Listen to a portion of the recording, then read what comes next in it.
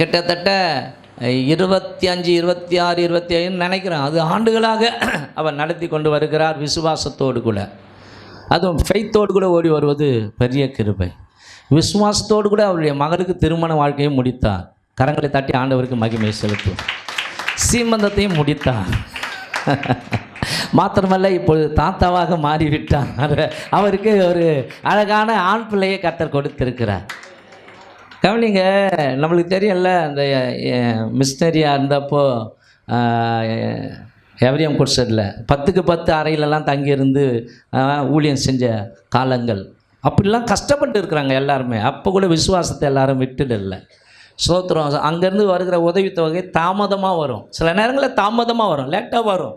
யாருன்னா ஒருத்தர் போய் யாருக்கும் எடுத்து போய் கொடுக்கணும்.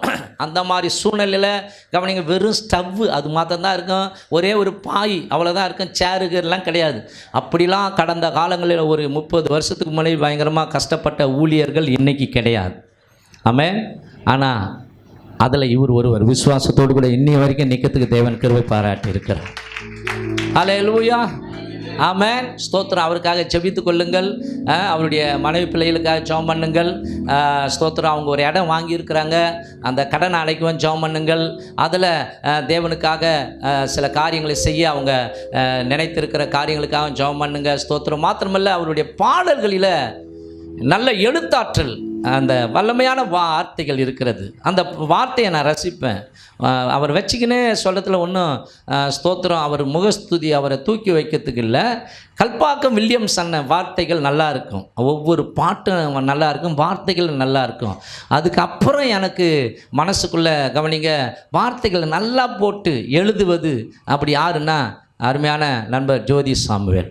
நான் அன்றைக்கி கூட சொன்னேன், அப்பா என்னப்பா வார்த்தையெல்லாம் நாருமே 4 நாளாயிற்றே, என்னப்பா இதெல்லாம் அப்படியே நாவரிசையிலேயே வருது, நல்லா இருக்குது அப்படின்னு சொல்லி. ஆகவே ஸ்தோத்திரம், இதெல்லாம் ஆண்டவருடைய கிருபை. ஆகவே நிச்சயமாக ஒரு நாள் அது எல்லாம் உலகம் முழுவதும் தேவனுடைய நாமம் மகிமைப்படும்படிக்கு அந்த பாடலை கர்த்தர் நிச்சயமாக கவனிங்க. ஃபேமஸ் ஆகிட்டவங்களாம் பெரிய ஆளுங்க கிடையாதுங்க. ஃபேமஸ் ஆகாத எத்தனையோ உண்மையாக கர்த்தருக்காக வாழ்கிற ஊழியக்காரங்களும் இருக்கிறாங்க. எத்தனை பேர் ஆமென் சொல்கிறீங்க? அதில் அருமையான பாஸ்டர் ஜோதி சாமுவேல் அவர்கள் ஒருவர். ஸ்தோத்திரம். வாயால் பேசிடலாம், ஊன்லாம் பண்ணிடலாம், ஆனால் ஃபெய்த்தில் வாழ்ந்து காட்டணும். அல்லேலூயா. ஆகவே இன்றைக்கு அவர் நம் மத்தியிலே கர்த்தருடைய வார்த்தையை கொண்டு வரும்போது நம்ம எல்லாரும் கரங்களை தட்டி அவரை வரவேற்போம். வாங்க ஐயா.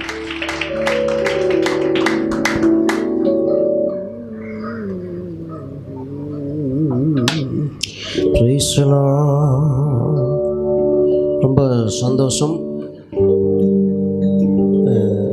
ஆண்டவர் அடியனை நான் ஒரு காரியத்தை நினைவு கூற விரும்புகிறேன். 17 வயசில் சாக இருந்த எனக்கு கர்த்தர் ஜீவனை தந்து திருமணமாகுமா என்று நினைத்த என்னை கர்த்தர் திருமணத்திற்குட்படுத்தி பிள்ளைகள் பெறுவோமா என்ற நிலையில் இருந்த எனக்கு பிள்ளைகளை கொடுத்து இன்றைக்கு பேரனையும் பார்க்கும்படியாக ஆண்டவர் உதவி செய்திருக்கிறார்.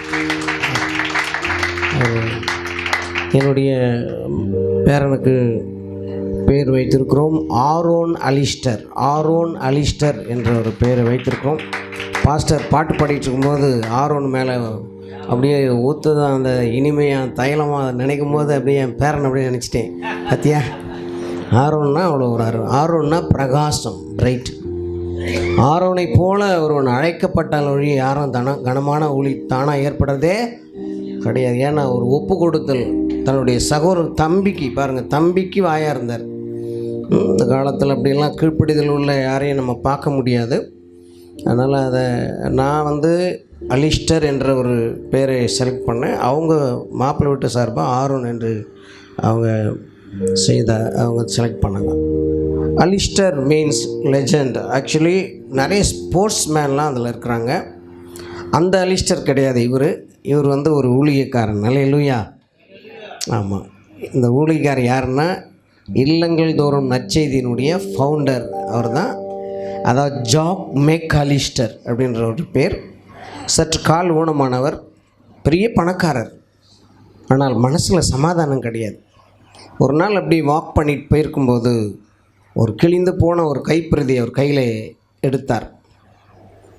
அதை பிரிக்க ஆரம்பித்தார். எப்போவுமே பாருங்கள், நம்மளாம் ஃப்ரெஷ்ஷாக இருந்தால் எடுக்கவே மாட்டோம் பாருங்கள் எதையுமே. ஃப்ரெஷ்ஷாக இருந்தால் எடுக்க மாட்டோம், ஏன்னா நசிங் போயிட்டு இருந்தால் தான் அதை எடுப்போம். அப்போது அந்த மனிதன் அந்த கையில் எடுத்தார், பிரதியை எடுத்தார், பிரித்தார், அதை படிக்க ஆரம்பித்தார். இதுவரையிலும் அவருடைய வாழ்க்கையிலே சமாதானம் இல்லாமல், சந்தோஷம் இல்லாமல், நிறைய பணங்கள் இருக்கிறது, பெரிய பணக்காரர், ஆனால் சமாதானம் இல்லை. அந்த ஒரு கசங்கி போன அந்த கைப்பிரதி இந்த ஒரு வார்த்தை அவரோடு கூட பேச ஆரம்பித்தது. எத்தனை பேர் இந்த காலை வேளையிலே நீங்கள் விசுவாசிக்கிறீர்கள்? தேவ வசனம் நம்மோடு பேசுகிறது. அது வசனம் அல்ல, அது வார்த்தை அல்ல, அது இயேசு. அல்லேலூயா. அப்போது படிக்க ஆரம்பித்தார். அதில் மத்தேயு 11:28 போடப்பட்டிருந்தது. வருத்தப்பட்டு பாரம் சுமக்கிறவர்களே எல்லாரும் என்னிடத்தில் வாருங்கள், come on to me, I will give rest you. ஏட்ட வாங்கப்பா, நான் உங்களுக்கு நிம்மதி தரேன். இந்த காலை வேளையில் யாராவது இப்படி வந்திருக்கீங்களா? ஒரு சமாதானம் இல்லாமல், சந்தோஷம் இல்லாமல், ஒரு நிம்மதி இல்லாமல், ஏதோ ஒரு சம்திங் ப்ராப்ளம், ஏதோ ஒரு ப்ரொசஸ் வந்திருக்கீங்களா? உங்களுக்கு தான் இந்த வார்த்தை வருது. அவர் எடுத்தார். அதை படிக்கும்போது அவருடைய மனசுக்குள்ளே ஏதோ ஒரு ஃபீல் ஆகுது. இது வரைக்கும் நம்ம சமாதானம் இல்லாமல் இருந்தோம், சௌக்கியம் இல்லாமல் இருந்தோம், எவ்வளோ தான் பணம் இருந்தாலும் இந்த படிக்கும்போது கொஞ்சம் அப்படி மனசுக்கு சமாதானம் வருது அப்படின்னு சொல்லி அதை இன்னும் கொஞ்சம் ஆழமாக அந்த வேதத்தை அறிந்துக்கலாமேன்னு அவர் அந்த நாளில் அவர் படிக்க படிக்க படிக்க அவருடைய மனக்கவலைகள் எல்லாம் மாற ஆரம்பித்தது. அவர் சொந்த ரட்சரை ஏற்றுக்கொண்டார். அவர் என்ன நினைச்சார்னா, இந்த கைப்பிரதி இத்தனை மகத்துவம் உள்ளதாக இருக்கிறதே, இது நம்முடைய வாழ்க்கையை மாற்றியதே, இதை ஏன் நாம் வீடுகள் தோறும் கைப்பிரதி விநியோகிக்கக்கூடாது என்று சொல்லி அன்றைக்கு அவருக்கு ஒரு தரிசனம் ஏற்பட்டது. அங்கிருந்தே அமெரிக்கா, அவருடைய தேசம், அமெரிக்கா எவ்ரி ஹோம் குருசேடம், அமெரிக்க இல்லங்களுக்கு நற்செய்தி என்று ஆரம்பித்தார். ஆனால் இன்றைக்கு உலகளாவிய ஒரு பெரிய ஊழியம், அதுதான் இந்தியா எவ்ரி ஹோம் குருசேட். அதில் தான் நாங்கள் பணியாற்றினோம். நல்ல விசுவாசமுள்ள ஊழியம். இந்த கல்பாத்தில் பீச்சில் எடுத்த ஃபோட்டோ என்கிட்ட இருக்குது, பழைய ஃபோட்டோ, ஒரு 25 வருஷத்துக்கு முன்னாடி எடுத்த ஃபோட்டோ. அப்போல்லாம் ஒன்றுமே உடம்புல சதையே இருக்காது. ஸ்தோத்திரம். நல்ல வேலை, எனக்கு நல்ல மனைவி கிடச்சதுனால நல்லா சமைச்சு போட்டு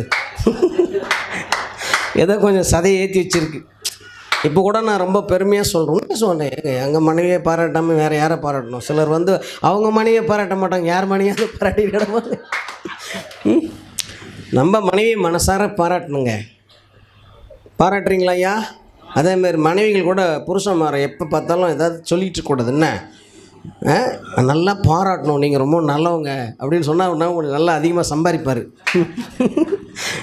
ஸ்தோத்திரம். அப்போது அவர் அந்த அந்த பேர் தான் இன்றைக்கி உலகளாவிய ஒரு ஊழியத்தை செய்யக்கூடிய ஒரு மனுஷன் இப்போ மரித்து போயிட்டார். அவருடைய நினைவாக தான் என்னுடைய பேரனுக்கு அந்த பேரை நாங்கள் வைத்திருக்கிறோம். தொடர்ந்து எங்களுக்காக, ஊழியங்களுக்காக நீங்கள் ஜெபித்து கொள்ளுங்கள். கர்த்தர் உங்களை ஆஸ்வதிப்பார். கர்த்தருடைய நாமம் மகிமைப்படட்டும். நம்ம பாஸ்டருடைய மகளுடைய திருமண காரியங்கள், அதனுடைய எல்லா தேவைகளுக்காக இப்போதுலேருந்து நீங்கள் ஜெபம் பண்ண ஆரம்பிங்க. ஏன்னா ஊழியக்காரன் ஒரு கவலையற்றவனாக எல்லாவற்றிலும், அதாவது ஒரு முன்மாதிரியாக இருக்கணும். கடன்களெல்லாம் போய் மாட்டிக்கக்கூடாது. கர்த்தர் கிருபையாக இறங்கணும். அதெல்லாம் எப்படி வரும்னு சொன்னால் உங்கள் ஜெபத்தினால தான் அதெல்லாம் வரும். ஜெபிங்க. கர்த்தர் உங்களுக்கு எவனார்னா நீங்கள் பண உதவிகளையோ பொருளாதாரத்திலையோ நீங்கள் தாங்கலாம். கர்த்தர் உங்களை ஆசீர்வதிப்பார். அல்லேலூயா. ஸ்தோத்திரம். இப்போ கடந்த வாரங்களிலே திருப்பூர் பட்டணத்தில் 2-3 நாட்கள் ஊழியத்தை செய்யும்படியாக கர்த்தர் உதவி செய்தார். போன வாரமே சொன்னார், ஐயா இந்த வாரம் வரீங்களான்னு கேட்டார். நான் சொன்னேன், ஐயா நான் திருப்பூர் போயிருக்கிறேன், ஆல்ரெடி ரெடி பண்ணிட்டேன் நான் அப்படின்னு சொல்லிட்டு இந்த வாரம் வந்திருக்கிறேன். தொடர்ந்து எங்களுக்காகவும் ஜெபிங்க. ஸ்தோத்திரம். கர்த்தர் உங்களை ஆஸ்வதிப்பார். இப்போ நம்ம ஒரு பாட்டு பாட போகிறோம். ஏற்கனவே தெரிந்த பாடல் தான் நம்முடைய பாடல். கர்த்தாவே நீர் என் தேவன். ஸ்தோத்திரம். கர்த்தாவே நீர் என் தேவன், உயர்த்தி துதித்திடுவேன். கைகளை உயர்த்தி சொல்ல பார்க்கலாம். ஷபலரகதரபனமரபலரபா. என்ன அது வசனம் சொல்லுது. அது அதனால் நான் நீதிமான்னு சொல்லலை, ஆனால் நீதிமானோ பாடி மகிழ்கிறேன். அதனால் நான் நீதிமான்னு சொல்ல வர்றதுக்கு இல்லை, பட் அந்த கிருபையை கர்த்தர் நமக்கு கொடுத்துருக்கிறார். எல்லோரும் சேர்ந்து பாடுவோமா? தம்பி ரிதம் செட் பண்ணிட்டீங்களா? ஸ்தோத்திரம். கர்த்தாவே நீர் என் தேவன், உயர்த்தி துதித்திடுவேன். கர்த்தா கர்த்தாவே நீரே என் தேவன், உயர்த்தி துதித்திடுவேன். அதிசயமானதை செய்தீர், அதிசயமானதை செய்தீர். ஆலோசனை சத்தியமும் உறுதியுமானது. சொல்லுங்க சொல்லுங்க. ஆலோசனை சத்தியமும் உறுதியுமானது. உயர்த்தி துதிப்பேன், துதித்து உயர்த்துவேன், உம்மை நான் ஆராதிப்பேன். உயர்த்தி துதிப்பேன், துதித்து உயர்த்துவேன், உம்மை நான் ஆராதிப்பேன். சொல்லுங்க சொல்லுங்க. கர்த்தாவே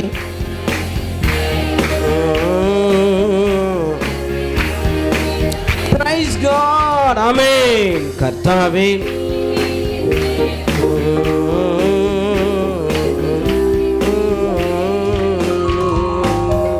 ஏழை எனக்கு பலனானீர், எளியவன் எனக்கு திடனானி. சொல்லுங்க ஆமென். ஏழை எனக்கு ஆமென், எளியவன் எனக்கு திடனானீர். பெருவெள்ளத்தில் தப்பும் அடைக்கலம் நீர், பெருவெள்ளத்தில் தப்பும் அடைக்கலம் நீர். வெயிலுக்கு ஒதுங்கும் நிழலானீர், வெயிலுக்கு ஒதுங்கும் நிழலானீர். உயர்த்தி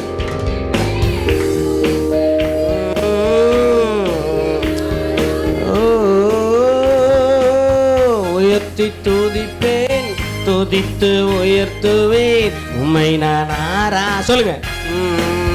உயர்த்தி துதிப்பேன், துதித்து உயர்த்துவேன். கர்த்தாவே ஐயா பாடு, ஐயா பாடு பாடு ஐயா. என்ன பிரைஸ் காட். கர்த்தாவே உயர்த்தி துதித்திடுவேன். கர்த்தாவே நீரே என்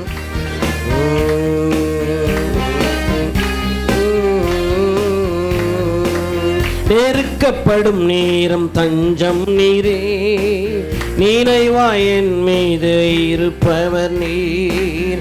நெருக்கப்படும் நேரம் தஞ்சம் நீர், நினைவா என் மீது இருப்பவர் நீர். சிங்கம் போல் சத்துரு சீரும் போது சொல்லுங்க.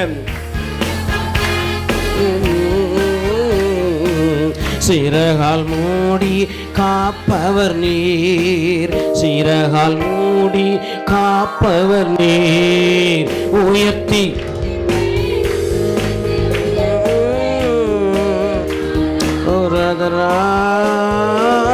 உயர்த்தி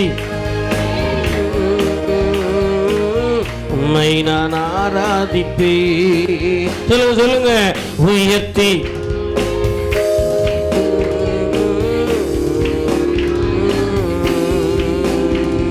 அல்லேலூயா. விசுவாசிங்க அப்படின்னு சொன்னால் சரீரத்தை கர்த்தருக்காக பயன்படுத்தணும்.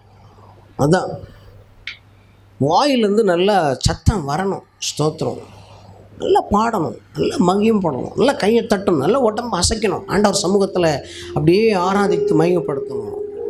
நம்ம இந்த இந்த உடல் நம்முடையது கிடையாது, இந்த சரீரம் நம்முடையது கிடையாது. வேதம் சொல்லுது, அவர் கிரயத்தை கிரயத்தை கொடுத்து என்ன பண்ணிட்டார், அவர் வாங்கிட்டார். நமக்கு சொந்தம் ஒன்றும் கேட்டால் தெரியுமா, நம்மளே நமக்கு சொந்தமே. ஆமாம், நம்மளே நமக்கு சொந்தம் கிடையாது. அப்படின்னா நம்ம இன்னொருவருடைய பொருள். அவருடைய விருப்பத்தை தான் நம்ம நிறைவேற்றணும். அதனால் நல்லா கொஞ்சம் சந்தோஷமாக அப்படி கொஞ்சம் கையை நல்லா தட்டிக்கிட்டி நல்லா கையை நல்லா தட்டேன், சந்தோஷமாக தட்டேன், நல்லா தட்டி காது கிளிகிற மாதிரி தட்டேன். ஸ்தோத்திரம். பல்லமா பிரைஸ் தி லார்ட். நான் ஒருவன் மாத்திரம் மீந்திருக்க பாகாலின் படைகளை சொல்லுங்க. நான் ஒருவன் மாத்திரம்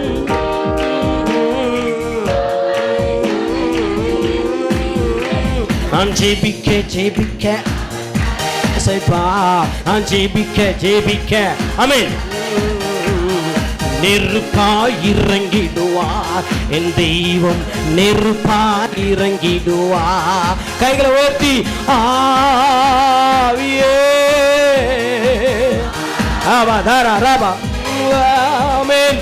ஆவியே ரபா ரபா ரபா ரபா ஆவியே அசைவாடும் அனலாக்கும் எங்கள் அக்கினி ஜுவாலை. சொல்லுங்க. அசைவாடும் ரபா ரபா அனலாக்கும் எங்கள் அக்கினி ஜுவாலை. கேரி தாற்று நீர் வற்றி போனாலும் வற்றாத ஜீவநதி. சொல்லுங்க சொல்லுங்க. கேரி தாற்று நீர் வற்றி போனாலும் வற்றாத ஜீவநதி நமக்கு உண்டு. பின்னிட்டு பாராமல் முன்னடப்பேன். பின்னிட்டு அழைத்தவர் கரம் நடத்தும். நம்மை அழைத்தவர் ஆவியே. சொல்லுங்க சொல்லுங்க. ஆமென். ஆவியே ரபா ரபா ரபா ரபா அரதரவே அசைவாடும் எங்கள் அக்கினி ரகத்தரே. ஆமென் ஆமென். அசைவாடும்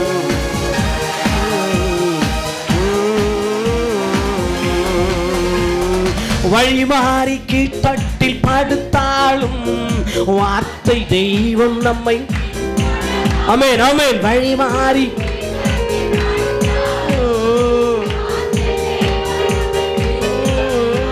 நான் கடலின் நல்லை நோக்கி குதித்தாலும் நான் கடலின் மீனை கொண்டு மீட்பார். என் ஜீவனை மீனை கொண்டு மீட்பார்.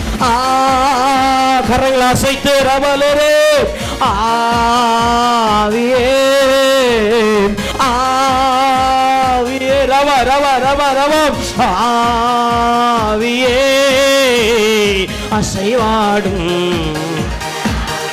எங்கள் அக்கினி ஜுவாலை. அசைவாடும் அனலாக்கும் எங்கள் அக்கினி ஜுவாலை. கைகட்டி ராமே ராமே. அசைவாடும் அனலாக்கும் எங்கள் அக்கினி ஜுவாலை. அசைவாடும் அனலாக்கும் எங்கள் அக்கினி ஜுவாலை. அசைவாடும் அனலாக்கும் எங்கள் அக்கினி ஜுவாலை. அசைவாடும் அனலாக்கும் எங்கள் அக்கினி ஜுவாலை. நல்ல கரங்களை தட்டி ராபாலா தரபாலா ராபாகரா. தேங்க்யூ. கர்த்தர் ஆஸ்வதிப்பார். நாம் ஒரு சில வசனங்களை வாசித்து தேவ நாமத்தை மயப்படுத்த போகிறோம். இன்றைக்கு பிரசங்கத்தினுடைய தலைப்பு குறித்து வைத்துக் கொள்ளுங்கள். இன்றைக்கு பிரசங்கத்தினுடைய தலைப்பு திருப்தியாக்குபவரை திருப்தியாக்குவோம். சொல்லுங்க, வாய் திறந்து சொல்லுங்க. திருப்தியாக்குபவரை திருப்தியாக்கும். வசனத்தை நாம் வாசிக்க கேட்போம். 1 கொரிந்தியர் 7ஆம் அதிகாரம் 33, 34 ஆகிய 2 வசனங்களை நாம் வாசிக்க கேட்கலாம். விவாகம் பண்ணினவன் தன் மனைவிக்கு எப்படி பிரியமாய் இருக்கலாம் என்று உலகத்துக்குரியவைகளுக்காக கவலைப்படுகிறான். அதுபோல மனைவியானவளும் கன்னிகைக்கும் வித்தியாசம் உண்டு. விவாகம் இல்லாதவள் சரீரத்திலும் ஆத்துமாவிலும் பரிசுத்தமாய் இருக்கும்படி கர்த்தருக்குரியவைகளுக்காக கவலைப்படுகிறாள். விவாகம் பண்ணினவள் தன் புருஷனுக்கு எப்படி பிரியமாய் இருக்கலாம் என்று உலகத்தை குறித்து கவலைப்படுகிறாள். 3 விதமான நபர்களை நாம் இங்கு பார்க்கிறோம். 1 மனைவி, 2வது கணவன், கன்னிகை. நோட் பண்ணிக்கிட்டீங்களா? வசனத்தை நோட் பண்ணுங்க. 1 கொரிந்தியர் பாருங்க. ஸ்தோத்திரம். 7ஆம் அதிகாரம் 33, 34 நோட்ஸ் எடுங்கம்மா, உங்களுக்கு நல்லது. இன்றைக்கி நான் நிறைய பாடல் பாடுறேன்னா நோட்ஸ் இருக்கிறதுனால தான் நிறைய தாட்ஸ்லாம் நான் ரொம்ப பிரியமாக எடுத்துக்கிருவேன். சில மூத்த ஊழியக்காரெல்லாம் பேசுவாங்க பாருங்கள், ரொம்ப நல்லாயிருக்கும். ஸ்தோத்திரம். நேற்று கூட ஒருத்தர் அந்த அருமையான ஒரு மரணத்தை அந்த அந்த மரிப்பதை, கிறிஸ்துக்குள் மரிப்பதை குறித்து அருமையாக பேசினார். ஒரு மனுஷனுக்கு ஒரு தூக்கு தண்டனை நிறைவேற்றப்பட வேண்டிய நாட்கள் இருப்பதற்கு முன்னமே அவன் மரித்து விட்டான்னு சொன்னால் அவனுடைய குற்றங்கள் எல்லாம் அவ்வளோதான், அவன் செய்த தவறுகள் எல்லாம் அவ்வளோதான், முடிஞ்சு போச்சு, செத்துட்டாலே முடிஞ்சு போச்சு. அப்படின்னா அதுக்கு எதுக்கு அடையாளம்னா, நாம் கூட கிறிஸ்துக்குள்ளே மறிச்சிட்டோம்னா நம்முடைய பழைய பாவங்களெல்லாம் என்ன ஆயிடுச்சு, க்ளோஸ் யுவர் ஃபைல், முடிஞ்சு போச்சு. அதான் அதுக்கு அர்த்தம். ஸ்தோத்திரம். நிறைய நல்ல தாட்ஸ்லாம் வச்சு பேசுகிறாங்க. நிறைய பேர் பேசுகிறத கேட்கும்போது நமக்கே ரொம்ப சந்தோஷமாக இருக்குது. நான்லாம் இந்த நோட்டை வச்சுக்கிட்டு ஒரு பேனை எப்போவுமே பாக்கெட்டில் இருக்கும் வச்சு அவர் என்ன சொல்கிறார் அது முழுசாக எழுதிடுவேன் அப்படியே. அதே மாதிரி நான் தமிழை ரொம்ப அழகுப்படுத்தி எழுதுவேன். எனக்கு ரொம்ப பிடிக்கும். ஏன்னா அது நம்ம மொழி. தமிழ் நான் அவ்வளோ அளவுக்கு நேசிக்கிறேன். நான் ரொம்ப லவ் பண்ணுறேன் அந்த தமிழை. நீங்களாம் எப்படின்னு தெரில, ஏன்னா அது நம்ம தாய்மொழி. ஸ்தோத்திரம். என்னை பொறுத்தளவுக்கு உலகத்தில் எத்தனை மொழிகள் இருந்தாலும் நம்ம தமிழ் மொழியை போல் மூக்கு மொழி எதுவுமே கிடையாது. அவன் ஹிந்தி எழுதுறான்னா புரியுது, ஒரு கோடை போட்டு இப்படி ஒரு கோடு போட்டுறோம், ஒரு எழுத்துனா கன்றாவி தெரியவே இல்லை. நம்ம மொழி பாருங்கள் எவ்வளோ அருமையான மொழி. ஸ்தோத்திரம். ஓகே, இப்போ நம்ம என்ன பண்ண போகிறோம்னா கவனிங்க, 3 விதமான விஷயங்களை பார்க்குறோம். 1 கணவன், சொல்லுங்கள் கணவன். 2 மனைவி. 3வது கன்னிகை. ஸ்தோத்திரம். இப்போது இந்த கணவன் என்ன பண்ணுறான், கல்யாணமான கணவன் என்ன பண்ணுறான்னா ஒரு குறிப்பிட்ட காலங்கள், அதெல்லாம் கொஞ்சம் காலங்கள் அப்படி கடந்து போயிடும். இந்த புது பொண்ணு இருக்குது பார்த்தியா வீட்டில், இந்த புது பொண்ணை அவன் எப்படி அட்ராக்டிவ் பண்ணணும்னு பார்ப்பான். என்ன வாங்கிட்டு வந்தால் அந்த பொண்ணு மசியும், என்ன வாங்கிட்டு வந்தால் அந்த பொண்ணு நம்ம மேலே அன்பு வச்சுருக்கோம். அதுவும் மாதிரி கல்யாணமான புதுசுலேயே சில பொண்ணுங்க பார்த்தீங்கன்னா முறுக்கிக்குங்க சீக்கிரத்துலேயே, சில அது இதுன்னு ஏதாவது ஒன்று கண்டுபிடிச்சி பாருங்கள். இந்த கணவனுடைய எண்ணம் பாருங்கள், எப்படியாவது என்னுடைய மனைவியை நான் திருப்திப்படுத்த வேண்டும், அவள் விரும்புகிறதான காரியங்களை செய்து அவளை நான் திருப்திப்படுத்த வேண்டும். சுருக்கமாக சொல்லிடுறேன். அதே போல் மனைவி அவர் வீட்டிலேருந்து அவர் வேலையிலேருந்து வரும்போது மனைவி மனசில் நினச்சிருக்கோம், எங்கள் வீட்டுக்கார் அவர் அது முன்னாடி ஃபோன் பண்ணிடுவாரா, டார்லிங் நான் வந்துட்டேன், நான் கிளம்பிட்டேன் அப்படின்னு சொல்கிறாருன்னா உடனே அது உஷாராயிடும். டார்லிங் வராரு, அவருக்கு ஏதாவது செய்யணும், அதாவது ஏதாவது செஞ்சு வச்சுட்டு உடனே அவர் என்ன பண்ணணும், நம்ம அவர் கண்ணில் காட்டோம்னா நம்மளை ரொம்ப சந்தோஷப்படுவார், நம்மளை பற்றி ரொம்ப சந்தோஷப்படுவார் அப்படின்னு. அப்போ பாருங்கள், அதாவது 2 பேரும் என்ன பண்ணுறாங்கன்னு சொன்னால்,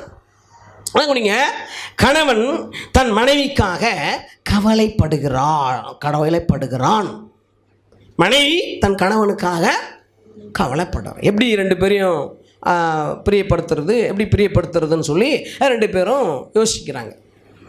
ஆனால் இந்த கன்னிகை என்று சொல்லப்பட்ட இந்த காரியம் கவனிங்களேன், நம்ம இது விவாகம் பண்ணாதவள் அப்படிதான் கன்னிகை, அப்படின்னா கன்னி பெண் இல்லையா, டீனேஜ் யூத் கேர்ள் இல்லையா. இங்கே ஒரு சில கன்னி பெண்லாம் இருக்கிறீங்க, கல்யாணமாகாத சில பெண்கள், அவங்களுக்கு தான் கன்னி பெண்கள். அப்படி ஒரு உதாரணத்துக்கு ஒரு 16 வயது கடந்த பெண்களை எல்லாம் என்ன சொல்லுவாங்க, கன்னி பெண்கள் அப்படின்னு சொல்லுவாங்க. அப்போ பாருங்கள், நல்லா புரிஞ்சுக்கிறீங்க. அதாவது இதை எதற்கு ஒப்பனையாக எடுக்கிறாருன்னு சொன்னால் ஆண்டவருடைய வார்த்தை என்ன சொல்லுகிறது, நீங்கள் எடுத்து பாருங்கள். 2 கொரிந்தியர்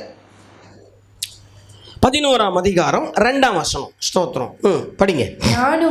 நான் உங்களை கற்புள்ள கன்னிகையாக கிறிஸ்து என்னும் ஒரே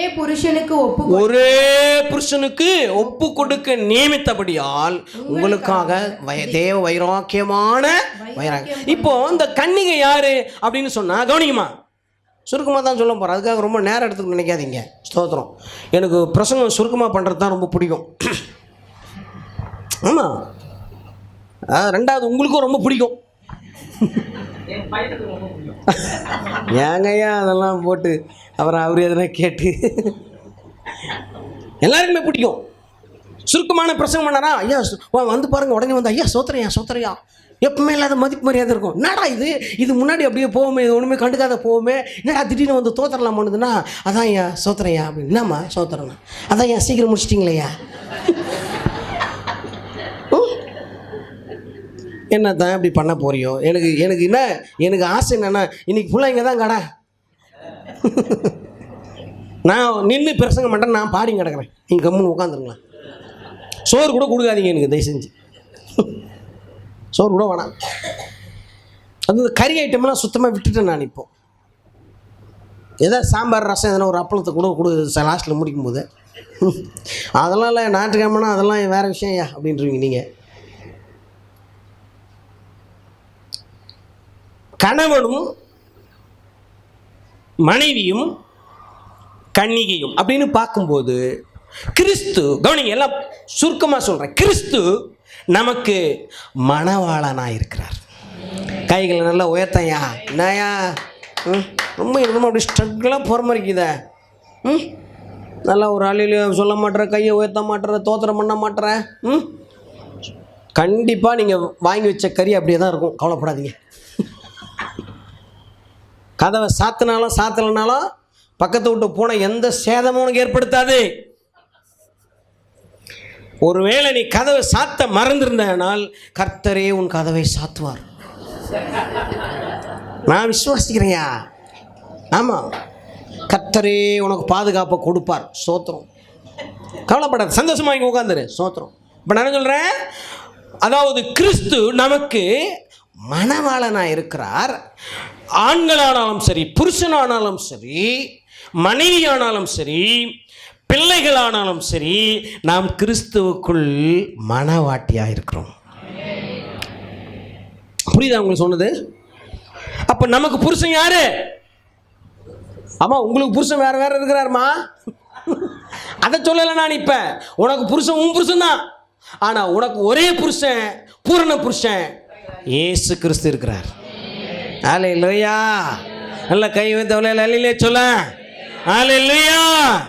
ஆமாம், நீங்கள் அல்லேலூயா அல்லேலூயா அல்லேலூயா அல்லேலூயான்னு சொன்னீங்கன்னா அப்படியே எனக்கு பிரசங்கம் அப்படியே கொட்டிக்கினே இருக்கும். ஸ்தோத்திரம்.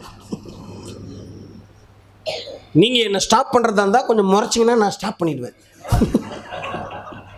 ஆமாம், அப்படி முறைச்சி கொஞ்சம் இதுன்னா பார்த்தா அவர் இன்னும் இவர் பேசுகிறத பார்த்தா ரொம்ப நேரம் இழுப்பார் போகலாம் அப்படின்னு கொஞ்சம் நீ என்னை பார்த்தீங்கன்னா நான் முடிச்சிடுவேன். அவ்வளோதான். கவனிங்க, உன் மனசுக்குள்ள பரிசுத்த ஆவியான ஒரு கிரியை செய்கிறாருன்னா சொல்லப்படுற அந்த வார்த்தைகளை, வசனங்களை அப்படியே ஆமேன் அப்படின்னு ஏற்றுக்கொள்ளணும். ஸ்தோத்திரம். ஆண்டவர் நாமத்தை மகிமைப்படுத்தணும். அப்போது புருஷனும் என்ன பண்ணுறான்? மனைவியை திருப்திப்படுத்த முயற்சி பண்ணுறான். மனைவி என்ன பண்ணுறான்? புருஷனை திருப்திப்படுத்த முயற்சி பண்ணுறான். கன்னிகை என்ன பண்ணுறான்? கர்த்தரை திருப்திப்படுத்த முயற்சி பண்ணுறான். இந்த 3 பேருமே கர்த்தரை திருப்தி ஆகணும் முயற்சி பண்ணாலும், ஆனால் 3 பேரால் என்ன பண்ண முடியல? வாய் தருங்க, முடியல. ஸ்தோத்திரம். அழகாக சொன்னார் பாஸ்டர், முடியல. ஏன் முடியல? என்ன உனக்கு அப்படி தலைக்கு மேலே கத்தி நிற்கிது? முடியல. உண்மைதான். இந்த உலக வாழ்க்கையில் நம்ம இந்த உலகத்துக்குள்ளே இருக்கிறதுனால நம்முடைய பழக்க வழக்கங்கள், நம்முடைய உறவுகள் பாருங்கள், நம்மை சார்ந்திருக்கிற சில விஷயங்களின் நிமித்தமாக நம்முடைய கர்த்தரை நாம் இன்னும் என்ன பண்ண முடியல? திருப்தியாக்க முடியலை. ஆமாவா இல்லையா? திருப்தியாகிறீங்களா? என்னுடைய வாழ்க்கையில் நான் இன்றைக்கும் ரொம்ப நொந்து வெந்து ஆண்டுகிட்ட கண்ணீரோடு கேட்குறதுன்னா தெரியுமா? கர்த்தாவே, இந்த உலகத்தில் என் மனைவியை திருப்திப்படுத்த முடியாது. அது எப்பவுமே திருப்திப்படுத்த முடியாது. அது என்ன தான் கொடுத்தாலும் அதுக்கு முடியாது. ஸ்தோத்திரம். இன்னும் கொஞ்சம் போய் வாங்கின்னு வந்து தான் சொல்லுவது. என்னுடைய பிள்ளைகளை திருப்திப்படுத்த முடியாது.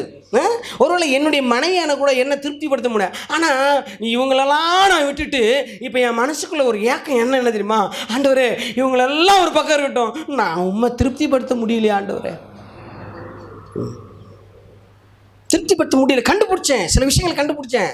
ஒன்று நீ திருப்திப்படுத்தணும்னு சொன்னால் பாருங்க, அதுக்குன்னு ஒரு நேரம் இருக்குது. அல்லையிலே சொல்லுங்கள். இந்த நேரத்தை விட்டுட்டு நீ போனீங்கன்னா ஒன்றும் நீ பண்ண முடியாது. எப்போ அந்த நேரம்னா ஒரு அதிகாலை நேரத்தில் எழுந்து கர்த்தருக்கு ஒரு நன்றி சொல்லி எந்த டிஸ்டர்பன்ஸும் இல்லாமல் இருக்கிற நேரத்தில் ஒரு 1 மணி நேரமாவது நீ ஆண்டவர் கொடுத்துட்டீங்கன்னா, 4 மணிக்கு மேலே அடுப்பு பற்ற வைக்கணும், சாப்பாடு செய்யணும், இதெல்லாம் அப்படியே படிப்படியாக போயிடும். அதுக்கப்புறம் நீ அந்த இரவு முடிகிற வரைக்கும் கண்டிப்பாக நீ என்ன தான் வாய்ப்பை தேடினாலும் நோ சான்ஸ், வாய்ப்பு கிடைக்காது. ஏன் ஒரு மனிதன், ஒரு மனுஷி தேவனை திருப்திப்படுத்த முடியாத நிலைமை என்று சொன்னால், தேவனை திருப்திப்படுத்துவதற்கு கவனிங்க, தேவன் தடையல்ல. சொல்லுங்க, வாய் தரங்க. நாம் தேவனை திருப்திப்படுத்துவதற்கு தேவன் நமக்கு தடையில்ல. யார் தடை? நான் தான் தடை. நான் தான் போய் மாட்டிக்கிறேன் வேலையில். சொல்லட்டுமா? சில விஷயங்கள் அனுபவபூர்வமாக சொல்கிறேன். உங்கள் குடும்பத்தை பற்றிலாம் நான் பேச மாட்டேன், ஏன்னா எனக்கு தெரியாது. ஆனால் என்னுடைய குடும்பத்தை பற்றி நிறைய சரக்கு நான் வச்சுருக்கிறேன். என்ன, அதனால் உங்களுக்கு ஒரு சில காரியங்களை அனுபவ ரீதியாக நான் சொல்ல போகிறேன். சரி, நல்லா கவனிச்சிங்க. சரி, இப்போ நம்ம ஒரு வசனத்தை நம்ம வாசிக்க போகிறோம். கவனிங்களேன். ஸ்தோத்திரம். அதாவது பாருங்கள், இன்றைய பெரும்பாலான சூழ்நிலையில் நம்மை திருப்திப்படுத்துவதற்கு அல்லது நம்முடைய தேவைகளை நமக்கு அளவுக்கு அதிகமாய் தருவதற்கு இந்த உலகம் ரெடியாக இருக்குது. இருக்கா இல்லையா? உனக்கு தேவைன்னா உடனே என்ன பண்ணலாம்? இன்ஸ்டன்ட் லோன் போட்டுக்கலாம். நம்ம சாலமோன் ஒரு பாஸ்டர் வந்தார், தேவையில்லாமல் ஒரு ஆப்பில் லோன் கேட்டிருக்கேன். அவர் என்ன பண்ணிக்கிறார், அதை அப்ளை பண்ணிட்டு கை வச்சிட்டார். போகிற 10 லட்சம் அவர் அக்கௌண்ட்டில் வந்துருச்சான். அவரு என்னடா இது 10 லட்சம் வந்துச்சு, ஐயோ இதை போய் முதல்ல கேன்சல் பண்ணி அந்த 10 லட்சத்தை கொடுக்கணும் அப்படின்ட்டு இவர் போனால், சார் இதெல்லாம் கேன்சல் பண்ண முடியாது, 10 லட்சத்துக்கு 1 லட்சம் புஷின்னு தான் தருவோன்றான் அவன். ஐயோ 1 லட்சம் போயிடுமே. அப்போ அவர்கிட்ட எதுவும் சொல்லிடாதீங்கண்ணே. அப்புறம் இவர் பார்த்தாராம், ஐயோ 1 லட்சம் போயிடுமே, வேஸ்ட்டாக போயிடுமே அப்படின்னு சொல்லிட்டு, சரி எப்படியாக கஷ்டப்பட்டு நம்ம எப்படியாக என்ன பண்ணலாம், கஷ்டப்பட்டு அதை கட்டிடலாம் அப்படின்னு சொல்லிட்டு கவனிங்க, இவர் அந்த பணத்தை எடுத்துன்னு வந்தாரா. ஆனால் ஆல்ரெடி முடிஞ்சு போன கதை முடிஞ்சிருச்சு. அதனால் தப்பி தவறி தயவு செய்து ஏதாவது உனக்கு லோனுக்குன்னு வேணும்னு எதாவது ஆப்பு வந்துச்சுன்னு வச்சுக்க, கையை தொட்டுறாத. ஏன்னா உனக்கு அதுக்கு தரானி இல்லைன்னா கஷ்டம், ரொம்ப கவலைப்படுவேன். ஸ்தோத்திரம். ஏன் நம்மால் தேவனை அதிகமாய் திருப்திப்படுத்த முடியவில்லை? ஏன் ஆண்டவரோடு இன்னும் கூட சற்று நாம் உறவாடுவதற்கு நமக்கு அதாவது மனது போகவில்லை? ஏன் நாம் இன்னும் கொஞ்சம் அப்படியே ஃப்ரீயா இருக்கிறதுக்கு அதை நம்மளை விடலை? ஏன் காரணம் என்னன்னு சொன்னா, தேவன் நம்மீது, கவனிங்க எல்லாம் புரிஞ்சுங்கய்யா, தேவன் நம்மீது பாரத்தை வைத்து இதை சுமந்து கொள் என்று சொல்லுகிறவர் அல்ல. சொல்லுங்க, தேவன் என் மீது பாரத்தை வச்சுட்டு இதை நீ சுமந்துக்குமான்னு அவரு சொல்லையா? ஐயா சொல்லுங்க. தேவன் என் மீது பாரத்தை வச்சு நீ இதை சுமந்துக்குன்னு அவர் சொல்லலை. பாரம் எங்கேயோ ஒரு இடத்துல இருக்குது, அந்த பாரத்தை போய் நான் என்ன பண்ணுறேன் சொல்ல, தூக்கி தலையில் வச்சுக்கிறேன். அது எங்கே இருக்குது? ஆனால் பாரத்தை பற்றிலாம் நம்ம ஒன்றும் தப்பே சொல்லவே, பாரத்தை மேலாம் நீ போடாத, பழி போடாத. பாரம் எங்கேயோ இருக்குது, அது நம்மளுக்கு டிஸ்டர்பே கிடையாது. ஆனால் நான் என்ன பண்ணுறேன், அந்த பாரத்தை போய் நான் என்ன பண்ணுறேன், தலையில் தூக்கி வச்சுக்கிறேன். நிறைய வச்சுக்கினேன், நான் கூட அனுபவமாக தான் சொல்கிறேன். அதனால் நான் எதுக்கு இதெல்லாம் உங்களுக்கு சொல்ல வரேன்னா, ஒருவேளை கர்த்தர் கூட பேசுவார்னா நீ அதை தூக்கி வச்சுக்காத அப்படின்றதுக்காக தான் எச்சரிப்பாக சொல்கிறேன். ஒரு அல்லேலூயா சொல்லுங்கள் பார்க்கலாம். அல்லேலூயா, அல்லேலூயா. எப்படி? நான் நல்லா தானே இருந்தேன், ஃப்ரீயாக தான் நான் இருந்தேன், நல்லா தானே ஆண்டு ஆராதிச்சுட்டு இருந்தேன், நல்லா தானே துதிச்சுட்டு இருந்தேன். ஐயோ எனக்கு ரொம்ப ஆசை பாருங்கள். அப்படியே நான் பாருங்கள், வீட்டை விட்டு வெளியே ஊழியத்துக்கு போனேன்னா ஏதாவது ஒரு மெசேஜ் கேட்பேன், ஏதாவது ஊழியக்கார ஆலோசனை கேட்பேன். ஐயோ அவர் கொடுத்த ஆலோசனை எவ்வளோ அருமையானது, ஐயோ நான் ஏன் ஆண்டோடைய பாதத்தில் அமரல, ஏன் உட்காரல. இப்போ நான் போகிறேன், போயிட்டு சும்மா 1 மணி நேரம் 2 மணி நேரம் நல்லா ஆராதிச்சு துதிச்சு ஸ்தோத்திரம் பண்ணி நல்லா தேவனை தேடி நாமத்தை வாங்கி போடுறேன் அப்படின்னு வீட்டுக்கு வந்தால் வீட்டில் இருக்கிற பிரச்சனை என்ன பண்ணுது? அப்படியே சொல்லு. மனைவி வந்து சொல்லுது, ஏங்க இந்த பூண்டு இல்லைங்க, புளி இல்லைங்க அப்படின்லாம் சொல்லுது. என்ன பண்ண, உடனே கடைக்கு ஓடணும், பூண்டு வாங்கி வரது, புளி வாங்கி வரதுக்கு. ஸ்தோத்திரம். நல்லா கவனிங்களேன். இந்த மாதிரி சில விஷயங்கள் இது செய்யக்கூடாதுன்னு சொல்ல வரல. நம்மை தேவனோடு நெருங்கி நிற்காதபடி, நம்மை தேவனோடு இணைக்காதபடி, அல்லது நாம் தேவனை திருப்திப்படுத்தாதபடி, கவனிங்க, நமக்கு தடையாக இருக்கிற சில காரியங்கள் எதுன்னு நம்ம என்ன பண்ணணும், கண்டுபிடிக்கணும். திருச்சபையாரே, நான் என்னுடைய அனுபவத்தை தான் உங்களுக்கு சொல்கிறேன். நல்லா கவனிங்க. ஸ்தோத்திரம். ஒரே ஒரு விஷயத்தை சொல்கிறேன், இதை நீங்கள் குறித்து வைத்துக் கொள்ளுங்கள். இப்போ சொல்லுங்கள், கவனிங்க. என்னுடைய விருப்பத்தின் அடிப்படையில், சொல்லுங்கள், என்னுடைய விருப்பத்தின் அடிப்படையில் என் தேவைகளை நான் நிர்ணயிக்கக்கூடாது, டிசைட் பண்ணக்கூடாது. சொல்லுங்கள், என்னுடைய விருப்பத்தின் அடிப்படையில் என் தேவைகளை நான் என்ன பண்ணக்கூடாது, நிர்ணயிக்கூடாது, டிசைட் பண்ணக்கூடாது. ஆனால் கவனிங்க, என்னுடைய தேவைகளின் அடிப்படையில் என்னுடைய விருப்பத்தை நான் பூர்த்தி செய்யும். உங்களுக்கு நான் சொல்கிறது விளங்குதாயா? உனக்கு நிறைய விருப்பம் இருக்கும், உனக்கு நிறைய விருப்பம் இருக்கும். பாருங்கள், இந்த பாலாத்தையே திருப்பி விட்டால் கூட உனக்கு பத்தாது. ஸ்தோத்திரம். இந்த பக்கத்தில் இந்த பாலாத்தில் இருக்கிற மணலை எடுத்துக்கிறான்னு சொன்னால், அந்த பாலாத்தில் இருக்கிற மணலை நீ லாரி வச்சு எடுத்துக்கன்னு சொன்னால் பத்தாது. பாலாத்து மணலே உனக்கு பத்தாது. ஸ்தோத்திரம். ஒரு உதாரணத்தை சொல்கிறேன், பத்தாது. மனுஷன் எவ்வளோ இருந்தாலும் பத்தாது. ஸ்தோத்திரம். போதுன்னு சொல்லுவோமா? சொல்லுங்கள், போதுன்னு சொல்லுவோமா? இப்போ பாஸ்டருக்கு ஒருத்தர் ஒரு 10,000 கொடுத்துட்டாங்க காணிக்க அப்படின்னு நினச்சிக்கங்க. பாஸ்டர் கொடுத்துட்டாங்க. இப்போ அடுத்து ஒருத்தர் ஒரு 5,000 கொடுக்குறாரு. பாஸ்டர் வரா, இல்லைங்க இப்போ தாங்க ஒருத்தர் வந்து 10,000 கொடுத்துட்டு போனார், எனக்கு வேணாங்க 10,000 போதுன்னு சொல்லுவாரா? இல்லை நீங்கள் தான் சொல்லுவீங்களா 1 லட்சம் லோன் உங்களுக்கு வந்துக்குது அப்படின்னு டாப் அப் பண்ணிட்டு இன்னொரு 50,000 வந்து ஐயோ எனக்கு 1 லட்சம் போதும் 50,000 வேணான்னு சொல்லுவியா? வட்டி கம்மினா சொல்லையா? மாட்டி நிற்கிறேன் எதுனா சொல்லுங்க. என்னுடைய விருப்பத்தின் அடிப்படையில் என்னுடைய தேவைகளை நான் நிர்ணயிக்கக்கூடாது, என்னுடைய தேவையின் அடிப்படையில்.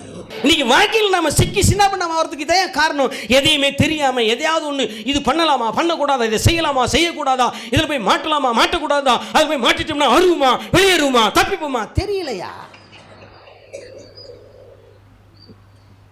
சபையார் இன்னைக்கு ஞானம் உள்ளவர்களாம் அறிவுள்ளவர்களாக இருக்கணும். ஸ்தோத்திரம்.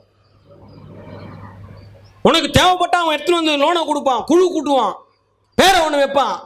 24 மாதம் கிட்டத்தட்ட நீ 1 லட்சம் வாங்கிருக்கீங்கன்னா நான் கணக்கு பண்ணி பார்த்தா 45,000 2 வருஷத்தில் 45,000 பணம் போகுது. ஸ்தோத்திரம். நான் என்ன அதை கட்டுறது? நான் கவர்மெண்ட் ஸ்டாப்பா? நானே விசுவாசத்தில் இருக்கிறேன். ஒவ்வொரு முறையும் நான் ரொம்ப வருத்தப்படும், வேதனைப்படும். ஆண்டவரே நான் நல்லா தானே இருந்தேன், துதிச்சனே, ஸ்தோத்திரம் பண்ணேன், ஜெபம் பண்ணனே, ஆண்டவரோட மகிமையை ஆராதனை பண்ணனே. எது என்னை கவர்ந்தது, எது என்னை ஆண்டவரோடு இணைக்காதபடி என்ன காரியம் என்னை மட்டுப்படுத்தியது? வாழ்க்கையில் உணரணையா விசுவாசின உணரணும். எங்கள் மனைவி கொண்டு போய்ட்டு அந்த இடத்துக்காக அந்த கொஞ்சம் நகையை வச்சிட்டோம், ஒரு 5,000 நகையை வச்சிட்டோம். எங்கள் மக நகையை அவன் கேட்கல பாவம் வச்சுட்டு அதில் கொஞ்சம் ஒரு 2.5 லட்சம் ரெடி பண்ணி எப்படியோ ஒன்று. அவர் நிறைய பேர் என்ன சொல்கிறாங்கன்னா, ஐயா வாங்க கஷ்டப்படுறீங்கன்னு சொல்லாதீங்க ஐயா, ஒரு இடம் வாங்கிட்டீங்கல்ல அப்படின்றார் ஒருத்தர். ஒரு இடம் வாங்கிட்டு இருந்தான், ஆனால் ரொம்ப சிக்கலான சூழ்நிலையா அப்படின்னு. அதெல்லாம் விடுங்க பார்த்துக்கலாம் அப்படின்னா. இப்போ எங்கள் மனசு ஏங்க ஒரு நகையாவது மூக்கணுங்க, ஒரு மாதிரி அப்படியே அழுகுற மாதிரி சொல்லிட்டு பாவம் அது. ஏன்னா அது சொன்னால் சொல்லுது நகையே கிட்டத்தட்ட 1 லட்ச ரூபாட்ட போய் நிற்குதுங்க, திடீர்னு முழிச்சுன்னா என்ன பண்ணுறது அப்படின்னு சொல்லிட்டு சொல்ல. நான் என்னம்மா பண்ணுறது நகை மீக்கிறதுக்கு அப்படின்னு. நீ என்ன பண்ணுவேன், எங்கே போய் சம்பாரிய அப்படின்னு. நான் எங்கே போய் என்னத்தான் சம்பாதிக்கிறது? அதான் சொல்கிறேன், கொத்தம் எனக்கு பலன் இல்லை, உழைக்க எனக்கு பலன் இல்லைற மாதிரி. 54 வயசு ஆகி போச்சு. இப்போவே கொஞ்சம் அப்படி இப்படி கொஞ்சம் உடம்புலாம் கொஞ்சம் தடுமாற்றமாக தான் இருக்குது, ஆனால் வெளியே காட்டிக்கிறது இல்லை. ஸ்தோத்திரம். ஆமாம், சும்மா சொல்கிறேன் நான், அதுக்கு எல்லாம் பேலனாக ஆண்டு கொடுத்துருக்குறாரு. சும்மா ஒரு பேச்சுக்கு தான் சொல்கிறேன், உங்களை உற்சாகப்படுத்த சொல்கிறேன். அந்த வயதுக்கேற்ற சில சூழ்நிலைகள் வரத்தான் செய்யும். அதுக்காக அது ஐயோ எனக்கு 54 வயசு ஆயிடுச்சு ஏசப்பா கொஞ்சம் ஒரு 10 வயசு குறையுன்னு சொல்ல முடியுமா? எனக்கு என்ன தெரியுமா, இப்போ இருக்கிறவங்க வாலிமனாக இருப்பான், இன்னும் கொஞ்ச நாள் போனால் கல்யாணம் பண்ணின்னு புருஷனாக மாறிடுவான், சின்ன குழந்தை பையனாக வருவான். அவங்க வாழ்நாள் அவங்களுக்கு கொடுத்தாரு, எனக்கு வாழ்நாள் கொடுத்தாரு, அவ்வளோதான். அல்லையிலே சொல்லுங்கள். நம்ம இந்த பீரியடில் இருக்கிறோம், அல்லையிலே சொல்லுங்கள். நம்ம கொஞ்சம் முன்னாடி இருக்கிறோம், அவங்களாம் கொஞ்சம் என்ன பண்ணுறாங்க, அவ்வளோதான். ஸ்தோத்திரம். நல்லா புரிஞ்சுக்கிறங்க. அப்போது சொல்லிச்சு ஏங்க ஒரு லோன் போடுவோம் அப்படின்னு சொல்லிச்சு. ஸ்தோத்திரம். இப்போ சொன்னேன், நம்ம லோனை போட்டு ஏற்கனவே போட்ட லோனுலாம் கட்ட முடியல, ஒவ்வொரு நாளும் கணத்தில் கை வச்சுன்னு கஷ்டப்பட்டுங்கிற சோப்பா ஒன்று உள்ளே வரும், ஒரு சோப்பா போட்டு வச்சுருக்கோம், அதில் போய் உட்காந்துட்டு அப்படியே கணத்தில் கை வச்சுன்னு. ஸ்தோத்திரம். அப்போ சொல்லிச்சு ஏங்க அதெல்லாம் முடியாது, நீங்கள் லோன் போட்டிங்கன்னு வச்சிங்களா அப்போ தான் நீங்கள் சுறுசுறுப்பாகிடுவீங்க அப்படின்னு. ஏப்பா யாருனாலும் வேறு இருக்கிறீங்களா இங்கே? லோன் போட்டால் சுறுசுறுப்பாகிடுமா? அது எப்படி அது கதை? ஃபஸ்ட்டு உங்களுக்கு அந்த அனுபவம் இருக்கா? நல்லா உண்மையிலேயே கர்த்தர் கிரியை செய்கிறார். பாஸ்டர் தான் நல்ல பிரசங்கத்தை கேட்டு உண்மையிலேயே வேணாமா சாமின்றார். அந்த மாதிரி நீங்கள் விசுவாசிக்க சொல்லுங்கள் பார்க்க, வேணாம் சாமி, இந்த இந்த இந்த பிரச்சனையே நமக்கு நல்லா இருக்கலாங்க, சமாதானமாக சந்தோஷமாக இருக்கலாம். ஸ்தோத்திரம். நான் வசனம் சொல்கிறேன், உங்களுக்கு எல்லாத்தையும் சொல்லி தான் முடிக்க போகிறேன். அப்போ நான் சொன்னேன், அந்த அம்மாவை பார்த்து சொன்னேன், ஏம்மாம்மா நீ என்னை பிரச்சனையில் மாட்டி விட்ற பார்க்குற, ஏற்கனவே பிரச்சனையில் மாட்டி நிற்கிறேன், நீ சுறுசுறுப்பாக இருப்பேன்னு சொல்கிறீ, எப்படி? நான் கண்டிப்பாக சுறுசுறுப்பாக இருக்க மாட்டேன், நான் ஒரு மூலையில் உட்காந்துன்னு சோம்பேறியாக தான் இருப்பேன், எதையாவது நினச்சிக்கிட்டு. டெக்னிக் பாரு, சுறுசுறுப்பாக இருப்பேன் சொல்லி விடுறத பாரு. இப்படி சொல்லிவிட்டே நிறைய என்ன பண்ணிட்டாங்க, கோத்து விட்டாங்க. உங்களுக்குலாம் இருக்காதுங்க, காசே கிடையாது பாருங்கள், உண்மை எம்டிய. ஆனால் என்னுடைய சிபில் ஸ்கோர் என்ன தெரியுமா, 900க்கு 800 கிட்டத்தட்ட. அதுவும் பாருங்கள் லோனுக்காரெல்லாம் தேடி வரான். நான் நினைப்பேன், அடா பாவி, என்கிட்டயே 10 ரூபா கிடையாது, இந்த வீடும் சொந்தம் கிடையாது, ஏதோ ஒன்று லோனை வாங்கி எப்பயோ ஒன்று நான் சிக்கி சீராயிடுத்து. எனக்கு தானே தெரியும் சிபில் ஸ்கோரை பார்த்து, சார் 10 lakhs ரெடி, உனக்கு ரெடி தான். நீ வட்டியை மொத்தமாக போட்டு நீ வாங்க போகிற 1.5 லட்சம் வாங்க போகிற. நீ 1 லட்சம் கொடுத்துட்ட. உனக்காக நான் ஓட தேயணும். சிபில் ஸ்கோர் நல்ல ஹை டாப்பில் போகிற குட்டு. ஒரு முறை 2-3 நாள் படி என்னை விட பெரிய பணக்காரர், நல்ல பெரிய பாஸ்ட், காருக்கு வசதியெல்லாம் இருக்கிறவர், அவரை பார்த்தா சிபில் ஸ்கோர் வந்து என்னை விட அவர் கம்மியாகுது. காட்டினார். நான் என் ஸ்கோர் அவர்கிட்ட காட்டல, அவர் ஸ்கோர் மட்டும் நான் பார்த்துட்டேன். நான் வந்து என் சிபில் ஸ்கோர் இவ்வளோன்னு சொன்னாட்டே, எப்படி அவங்களுக்கு இவ்வளோ ஸ்கோர் வந்தது அப்படின்னு நான் பிரச்சனை படுறது யாருக்கு தெரியும்? அதனால் காணிக்க நீ எதனா கொடுக்கணும்னு நினச்சிங்கன்னா கொடுக்காம விட்றாதீங்கன்னா, ஐயாவுக்கு சிபில் ஸ்கோர் ஃபுல்லாகுது அப்படின்னு நினச்சிடாதீங்க. அப்படி தான் அந்த சர்ச்சில் நினச்சிட்டாங்கன்னு நினைக்கிறேன் நான். போன முறை போகும்போது நிறைய பேர் 2000-3000 வந்து லைனில் நின்று ஸ்தோத்திரம் பண்ணி ஜாம் பண்ணிட்டு காணிக்கலாம் கொடுத்தாங்க. இந்த முறை பிரசங்கம் சிவில் கோரா பற்றியா அவள்தான் எல்லாம் ஸ்தோத்திரம் பண்ணிட்டு போயிட்டு.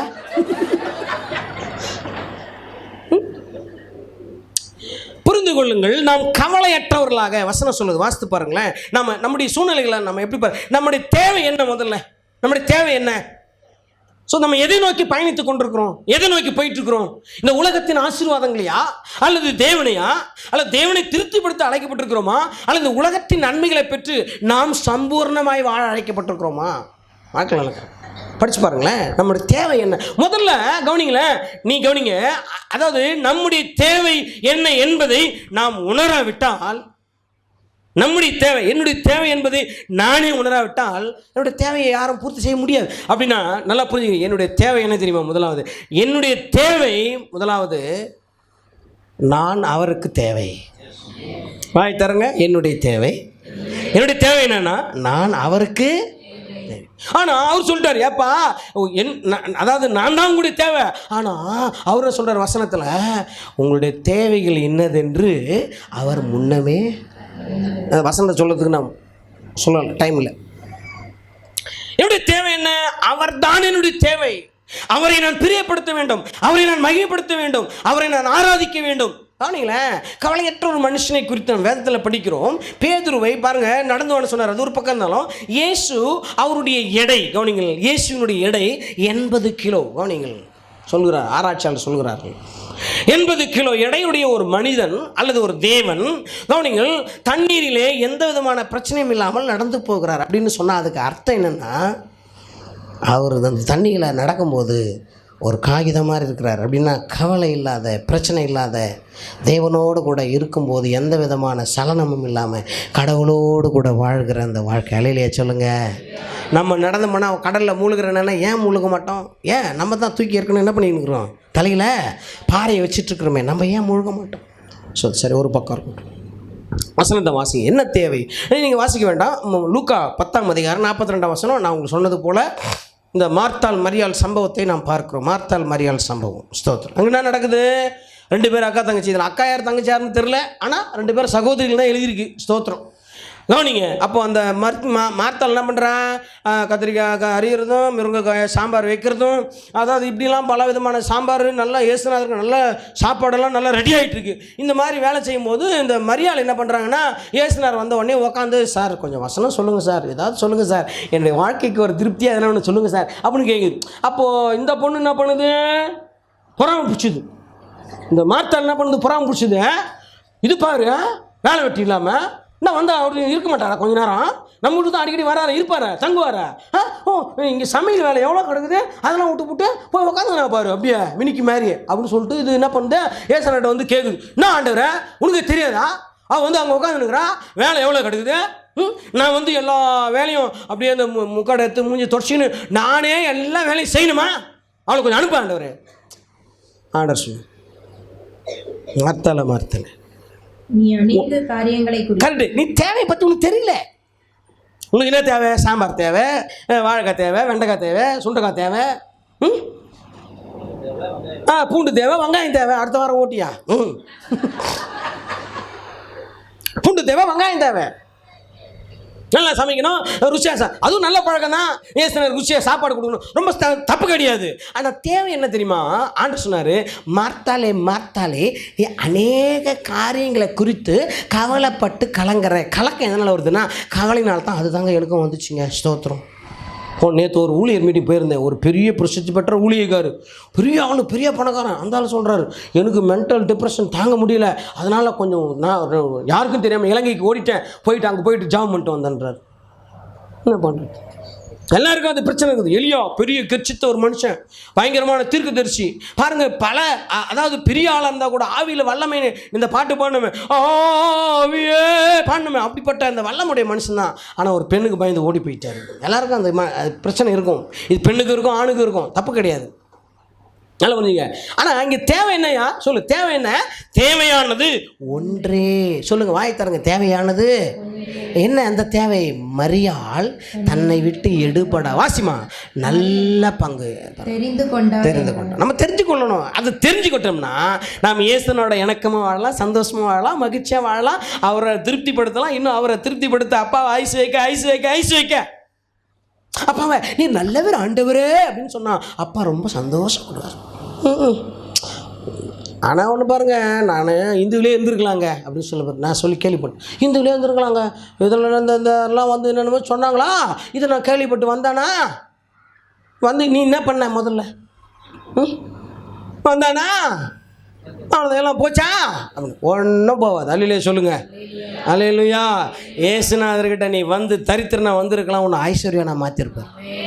அல்லையிலே சொல்லுங்கள். நல்லா புரியுங்க. அப்போ தேவையானது ஒன்று. நீங்கள் அதே போல் அந்த மத்தியில் பாருங்கள், மத்திய 6:33, அதான் முதலாவது தேவனுடைய ராஜ்யத்தையும் அவருடைய நீதியையும் தேடுங்கள், அப்போது இவைகளெல்லாம் உங்களுக்கு கூட கொடுக்கப்படும். ஸ்தோத்திரம் போதும். அப்புறம் அதே போல் 132 சங்கீதம் 132:14 பாருங்க. உங்களை கவனிங்க, உங்களோடு இருக்கும்படி பாருங்க, உங்களில் தங்கி இருக்கும்படி இயேசுநாதர் அவர் உங்களையே விரும்புகிறாருன்னா, நீ யாரையோ விரும்பிக்கிட்டு எங்கேயோ என்ன பண்ற? இது என்றென்றைக்கும் நான் தங்கும் இடம். ஆமா, கவனிமா, இது என்றென்றைக்கும் நான் தங்கும் இடம். பாருங்க, அது நீ தாங்க. அந்த நான் நீ. இது என்றென்றைக்கும் நான் தங்கும் இடம். கவனிங்க, இதை நான் விரும்பினபடியால். அல்லேலூயா சொல்லுங்கய்யா. ஐயா, உன்னை விரும்பினாராங்க இயேசுநாதர். உன்னை விரும்புறாராம். என்னை யாரும் விரும்பலைங்க இந்த உலகத்தில். நான் சொல்றேன், என்னை யாரும் விரும்பல. நான் சந்தோஷமா சொல்றேன். இயேசுநாதர் எனக்கு அட்ரஸ் கொடுத்தார். அல்லேலூயா. ஆமாம், நான் ஏற்கனவே வந்த மாதிரி சொல்லியிருக்கேன். என்னை யாரும் விரும்பலை. I'm ugly. பாருங்க, ஒரு அருவருப்பானவன். நான் வாலிப பிராயத்தில் பார்த்தீங்கன்னா ரொம்ப நல்லா இருக்க மாட்டேன். இப்போ கூட நல்லா இல்லை. எங்கள் அத்தை வந்து சொல்லிச்சு, நேராக முகத்தை ஊத்து பார்த்துட்டு, அப்பா எனக்கு ரொம்ப ஆசைடா தம்பி, என் பொண்ணை உனக்கு கொடுக்கலான்னு ரொம்ப ஆசைப்படுறேன்டா, ஆனால் அவனுடைய மூஞ்சி சரியில்லையாடா தம்பி. ஹலோ, ஆமாங்க, என்னை நேசிக்கவில்லை, என்னை யாரும் விரும்பவில்லை. ஆனால் நான் சொல்லட்டுமா, என்னுடைய இயேசு என்னை விரும்பினார். அல்லேலூயா, அல்லேலூயா. இயேசு என்னை விரும்பினாருங்க. I love you Jesus. அவரை நான் விரும்பினேன், அவர் என்னை விரும்பினார். அதனால தாங்க நான் இன்றைக்கும் சொல்கிறேன், அவரை பிரியப்படுத்துங்க, அவரை ப்ளீஸ் பண்ணுங்க. போங்க, ஒரு இடத்துக்கு போங்க, உட்காருங்க. ஸ்தோத்திரம். ஏன் நான் இப்படிப்பட்ட பிரச்சனையில் சிக்கி தவிக்கிறேன்? ஏன் என் இயேசு என்னால் பிரியப்படுத்த முடியல? ஏன் என் கடவுளை இன்னும் உயர்த்த முடியல? ஏன் இன்னும் அவருடைய நாமத்தை மயங்கப்படுத்துறதுக்கு என்ன தடையாக இருக்குது? ஆண்டவரே, அதை காட்டுங்க, அதை விட்டு விலகும்படி. ஆண்டவரே, இன்னும் உம்மோடு இணைந்து, இன்னும் உம்மோடு இருப்பது தான் உள்ளத்தின் வாஞ்சன. பாட்டு மட்டும் பாடக்கூடாது ஆண்டவரே சொல்லுவாங்க. உன்னத தேவனே, என்.எஸ். ராஜனே பாட்டில் இரவெல்லாம் பகலெல்லாம் மொத்தம் போய் ஏன் மொத்தம் போய் இரவெல்லாம் பகலெல்லாம் கருங்க ஆண்டவர் கூட பாட்டு நல்லா பாடலாங்க, ஆனால் வாழ்க்கை வாழணும். அல்லேலூயா சொல்லுங்க. வார்த்தையை நல்லா சொல்லலாங்க, ஆனால் வாழ்ந்து காட்டணும். இயேசுநாதர் வார்த்தையை பற்றி அதாவது நான் பேசுறத அவர் ரசிக்க மாட்டார். அல்லேலூயா. நான் பேசுறதுலாம் அவருக்கு அது ஒன்றும் ரசிப்பு கிடையாது. ஆனால் நான் பேசுறது காட்டிலும் என் பையன் எப்படி வாழ்கிறான். அல்லேலூயா. முடிக்கலாம். அவ்வளோ பெரிய பாயிண்ட். இன்னும் 1.5 பக்கம் இருந்து நிறைய கொஞ்சம் நேரத்தை நம்ம செலவு பண்ணிட்டோம். அடுத்தது ஒரு வசனத்தை பாருங்கள். எடுத்து வாசிங்க. ஸ்தோத்திரம். அப்போது நல்லா கவனிங்க. தேவை என்னங்க? முதல்ல தேவை என்ன? ஸ்தோத்திரம். என்னுடைய தேவை என்ன? அவர் தான் என்னுடைய தேவை, நான் தான் அவருடைய. 2 பேரும் யார்? ஒன்றாயிட்டு. ஸ்தோத்திரம். கன்னிகை, பூர்ண புருஷனுக்கு உண்மையா ஸ்தோத்திரம் உத்தமமா வாழ்கிறது தான் வாழ்க்கை. தேவை. அந்த ஒரு பாஸ்டர் ஒருத்தர் பாட்டு பாடுகிறார் பாருங்க. ஆமாம், அருமையான பாடல். நமக்கு அது வராதுங்க. ஆனாலும் ஆரம்பித்து விடலாமா? என் தேவையை சொல்லி சொல்லி உம்மை துக்கப்படுத்த மாட்டேன். என் தேவையே நீங்க தான். என்னத்தை சொல்லி சொல்லி நிறைவேற்றவும் சொல்ல மாட்டேன். என் இதயமே நீங்க தான். என் தேவனே தேவனே, என் சொந்தரே என் சொந்தமே, இந்த வானம் பூமியாவும் ஆளும் தேவன் நீங்க தான். இந்த உயிர் உடலில் உள்ளவரை பாடல் நீங்க தான். சொல்லுங்க. இந்த வானம் பூமியாவும் ஆளும் தேவன் நீங்க தான். உயிர் உடலில் உள்ளவரை பாடல் நீங்க தான். என் தேவையை சொல்லி சொல்லி உம்மை துக்கப்படுத்த மாட்டேன். தேவையே நீங்க தான். கண்மணி போல் காக்கும் தேவன் நீர் அல்லவோ. நான் கண்ணுறங்க காவல் வைக்கும் தேவன் அல்லவோ. கண்மணி போல் காக்கும் தேவன் நீர் அல்லவோ. நான் கண்ணுறங்க காவல் வைக்கும் தேவன் அல்லவோ. இந்த வானம் பூமியாவும் ஆளும் தேவன் நீங்க தான். உயிர் உடலில் உள்ளவரை பாடல் நீங்க தான். இந்த வானம் பூமி யாவும் ஆளும் தேவன் நீங்க தான். இந்த உயிர் உடலில் உள்ளவரை பாடல் நீங்க தான். சரி ஐயா, அப்போ ஒருத்தனை விரும்பிட்டாங்கன்னா ஒரு 2 நிமிஷம் பார்த்துட்டு போயிடுவாங்களா? சொல்லுங்க. இப்போ வாலிப பிள்ளைங்க இன்னைக்கு ஃபுல்லாக ஓடுறதே அதுதான். அது தப்பு கிடையாது. ஆனால் சகலம் நன்மைக்கு எதுவும் நடந்தால் பரவாயில்ல, தவறாக போயிடக்கூடாது. பழகிறது தப்பு கிடையாது. சுத்தமாக பழகணும். ரகாஃபை அன்பை வழிகாட்டணும். போலியோ இல்லை ஃபீலியோ போலியோ இல்லை ஃபீலியோனா நம்ப வச்சு கை திறக்கிறது அன்பு, அது இருக்கக்கூடாது. அகாஃபைனா அதாவது உண்மையான மாயமற்ற அன்பு, சோத்திரம், அது இயேசுவின் அன்பு.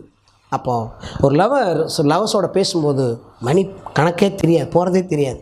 உங்களுக்கு லவர் யார் சொல்லுங்கள்? வாய் தரையா? உண்மையாக சொல்கிறேன் நீ சொல்லுங்க. என் லவர் ஏசு தாங்க. அவரை நான் லவ் பண்ணுறேங்க. இன்னும் நான் அவரை விரும்புகிறேங்க. சொல்லுங்க. இன்னும் உம்மை அறியணுமே, இன்னும் கெட்டி சேரணுமே. இன்னும் உம்மை அறியணுமே, இன்னும் கெட்டி சேரணுமே. பிரசன்னம் முடிக்கலாம். தேவ ரபரபா பிரசன்னம்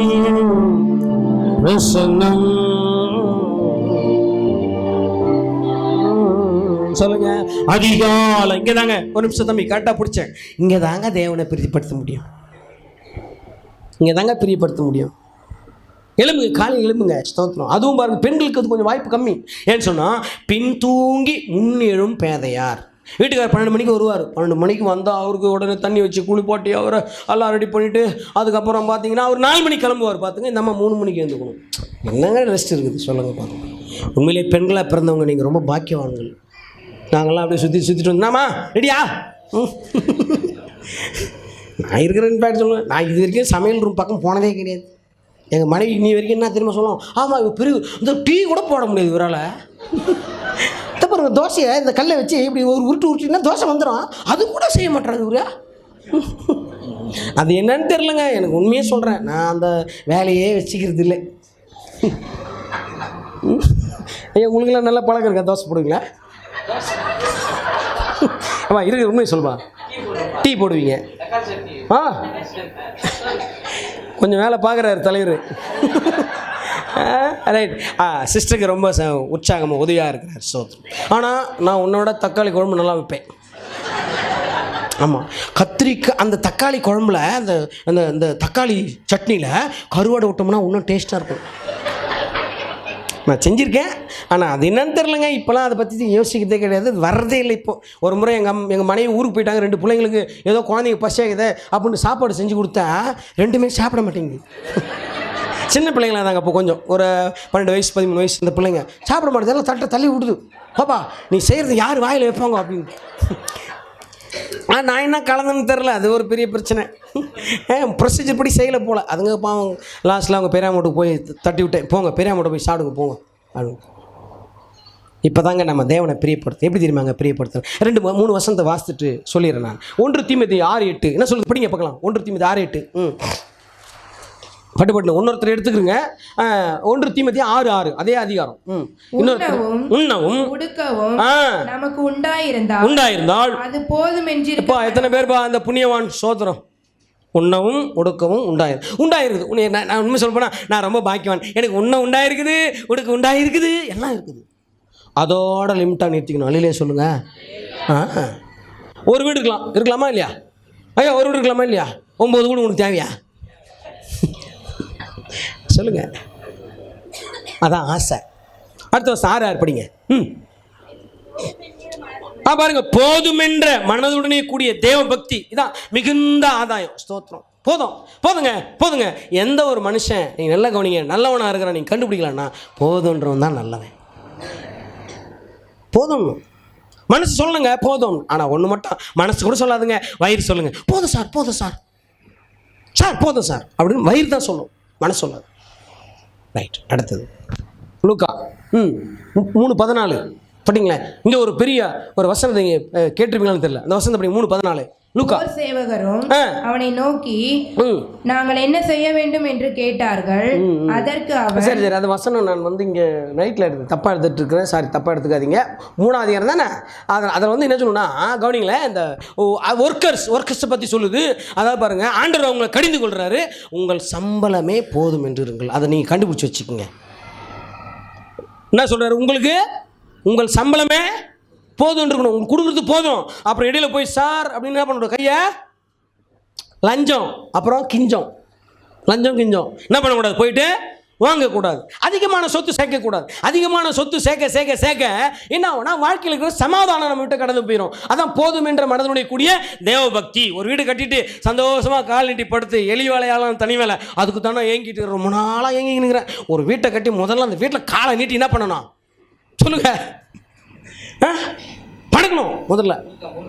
ஆமாம், லூக்கா 3:16 14 அதுதான் படித்தாங்க நினைக்கிறேன். இல்லை போமா இல்லை அது அந்த ஐயா உங்கள் சம்பளமே போதும் என்று. ஆமாம் இருக்கு பாருங்க, 14 தான். அதுதான் கரெக்டு தான். அப்போ யார் தப்பாக வாசிச்சது? 3:14 தானே வச்சோம். அதுதான் கரெக்டா? ஐயோ கீழே இருக்குதுமா அது, சாரி. Right okay. உங்கள் சம்பளமே போதும் என்று இருங்கள். அப்போ கடவுள் என்ன சொல்றாரு? எப்பா உனக்கு ஒரு வேலை கொடுத்துக்கிறாரு, உனக்கு டியூட்டி கொடுத்துக்கிறாரு, நீ சம்பாதிக்கிற, மந்த்லி இன்கம் சேலரி மட்டும் வாங்கிட்டு பொத்தின்னு என்ன பண்ணணும் சொல்லுங்க? போகணும். அதுக்கு இல்லாமல் சிலர் பாருங்கள், பெரிய அதிகாரிலாம் 50 ரூபாய்க்கு 100 ரூபாய்க்கு எல்லாம் லஞ்சமாகிட்டு வேலையை விட்டுருக்குறான். ஐயா கேவலம். எவ்வளோ? ஒரு 50 ரூபாய், ஒரு 100 ரூபாய். அவனுக்கு சம்பளமே ஒரு 50,000. எவ்வளோ இல்லை வேலையை விட்டான். சரி முடிச்சிடலாம் லாஸ்ட்டில். இப்போ அந்த பாட்டை அப்படியே கொண்டு வந்துருங்க. ரைட். அப்போ நம்ம தேவனை எப்படி திருப்திப்படுத்த முடியும்? ஜெபத்தினால. சொல்லுங்கள், ஜெபத்தினால. அவரோட நெருங்கிய உறவு மூலமாக, அவர் அதிகமாக நேசிக்கிறதுனால, வசனத்தை வாசிக்கிறதுனால. தேவனுக்கு பாருங்கள், தேவனை எப்படி நேசிக்கணும்? திருச்சபைக்கு வர்றதுனால மாத்திரமல்ல, திருச்சபையினுடைய தேவைகளை சந்திக்கிறதுனால, தேவனுடைய ஊழியத்துக்கு அதாவது கொடுப்பதுனால, ஊழியத்து தாங்குவதனால. நம்ம இதெல்லாம் பண்ணோம்னா நம்ம தேவனை நேசிக்கிறோன்னு அர்த்தம். அப்படி எழுந்துருங்க பார்க்கலாம். எழுந்துருங்க. ரொம்ப கொஞ்சம் நேரம் எடுத்துகிட்டு நான் நினைக்கிறேன். ஆமாம், ஸ்தோத்திரம். இதை நான் சொல்லிட்டேனே, இன்றைக்கி கொஞ்சம் நேரம் ஆயிடுச்சு. ஸ்தோத்திரம். இன்னும் கூட என்னுடைய பிரசங்கம் கம்ப்ளீட்டாக, அதாவது இன்னும் பாதி பக்கம் இருக்குது. ஸ்தோத்திரம் சொல்லலாம். ஆனால் ஏசு நான் சொன்ன மாதிரி அதை தாங்காதுன்னு சொன்ன மாதிரி. ஸ்தோத்திரம். சொல்லுங்க பார்க்கலாம், கைகளை உயர்த்தி. அதிகாலமே தேடுகிறே ஆர்வமுடன். இதாங்க இங்கே தாங்க வரணும், இங்கே தான் வரணும். இங்கே தான் காலை வேலையில் ஆண்டவரே எனக்கு காலை இதை விட்டா, இந்த டைம் விட்டா வேறு டைம் கிடையாது, நான் வேலைக்கு போகணும், ஸ்கூலுக்கு போகணும், அங்கே போகணும், இங்கே போகணும், டைம் ஃபிக்ஸ் பண்ணி வச்சுட்டுக்கிறேன். இந்த ஒரு டைம் பிட்வீன் கேப்பு அங்கே தூக்கி போடு ஜெபத்தை. அல்லேலூயா. இப்போ வாயை திறந்து சொல்லுங்க. அதிகாலமே தேடுகிறேன் ஆர்வமுடன். தாவீது நினைவு கூறுவோம். யோசுவா அதிகாலமே எழுந்தார். மோசே தேவனோடு அதிகாலை நேரத்தில் ஆவியானவரோடு ஆண்டவரோடு இணைந்திருந்தார். பாருங்க, இயேசு கிறிஸ்து அதிகாலமே இருட்டோட எழுந்து தேவனை நோக்கி ஜெபம் பண்ணினார். முழுதும் ஜெபம் பண்ணினார். அவருடைய அனுபவங்கள் எல்லாம் இந்த காலை வேளையில சொல்லுங்க. பிரசன்னம் பிரசன்னம் தேவ பிரசன்னம். கையை நல்லா உயர்த்தி, நல்லா நேர கையை உயர்த்தி சகலதர பலரபதரா ஒரு நே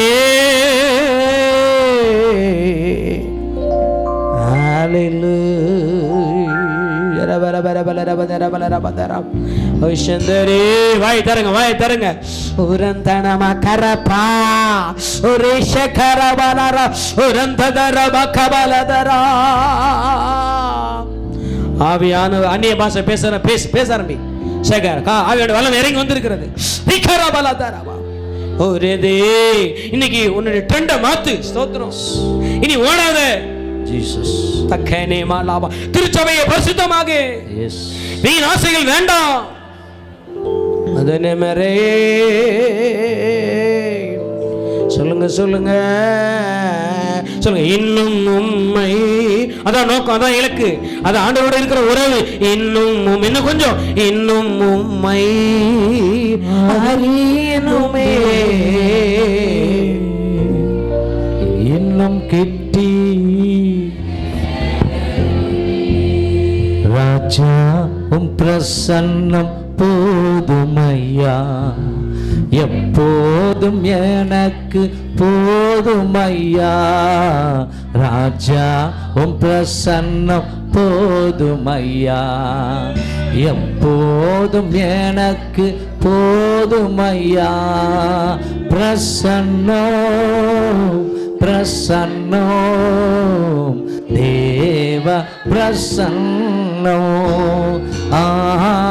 பிரசன்னம் பிரசன்னம் தேவ பிரசன்னம். இன்னும் உம்மை அறியணுமே, இன்னும் உம்மை அறியணுமே, இன்னும் கிட்டி சேரணுமே, இன்னும் கிட்டி சேரணுமே. பிரசன்னம் பிரசன்னம் தேவ பிரசன்னம்.